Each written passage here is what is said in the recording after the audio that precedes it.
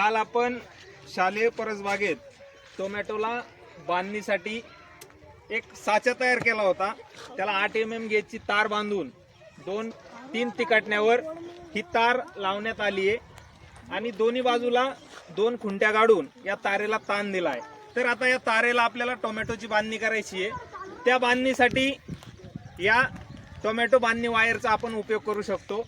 त्याच्यासाठी प्रथम तर या दोरीला अशी एक गाठ द्यायची, त्याचा एक कोना बाहेर काढायचा, तो कोना त्या टोमॅटोच्या झाडाभोवती गुंडाळायचा आणि त्या गाठीतून ओढून घ्यायचा, जेणेकरून टोमॅटोला किंवा टोमॅटोच्या झाडाला त्या गाठीची हे बसणार नाही आणि ते झाड गुदमारणार नाही।